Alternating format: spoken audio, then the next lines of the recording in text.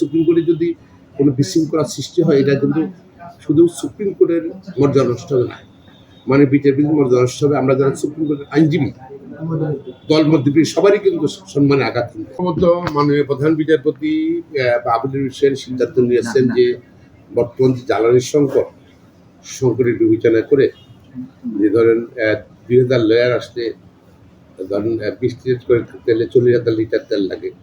এইসব জ্বালানি সংকট দেশব্যাপী চলছে। এটা কিন্তু সরকারের কোনো কারণ না, এটা হলো আন্তর্জাতিক কারণে, আপনারা জানেন এটা। এবং এই জ্বালানি সংকটটাকে কিছুটা হলো লাঘব করার জন্য ওনারা এই প্রয়াস করেছে।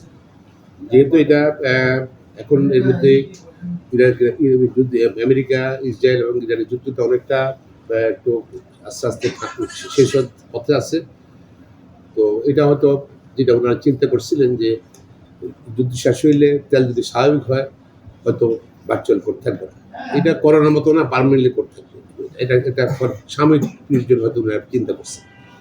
যেহেতু আমরা সুপ্রিম কোর্ট, আমরা আপনাদেরই লোক, আর নিশ্চয়ই আপনারা যেটা আপনারা বলেছেন যে বিচার তো চলবে না, যদি শুধু মাননীয় বিচারপতি দিয়েই চলবে না, আইনজীবী দরকার।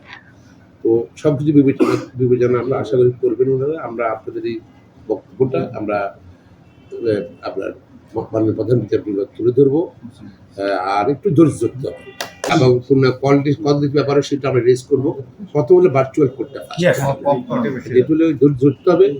আমরা সবাই কিন্তু সুপ্রিম কোর্টের নয়, এখানে সবকিছু নিয়ন্ত্রণ করতে হবে, কোনোভাবে যেন কোনো মানে কোনো বিশৃঙ্খলা সৃষ্টি না হয়। কারণ কি জানেন, এখানে সুপ্রিম কোর্টে যদি কোনো বিশৃঙ্খলা সৃষ্টি হয়, এটা কিন্তু শুধু সুপ্রিম কোর্টের মর্যাদা নষ্ট হবে না, মানে বিচারপতির মর্যাদা নষ্ট হবে। আমরা যারা সুপ্রিম কোর্টের আইনজীবী দলমত সবারই কিন্তু সম্মানে আঘাত কিন্তু মানুষের কাছে মনে হিসাবে এরকম করে কোনো বাড়াবাড়ি করছে কেন। এই জন্য একটু ধৈর্য ধরতে হবে এবং মাননীয় প্রধান বিচারপতি আমরা বলবো যাবো এবং একটু ধৈর্য ধরে আপনার উনি সময় দিলে, সময় দিলে যাবো। আশা করি উনি এটা বিবেচনা করবেন।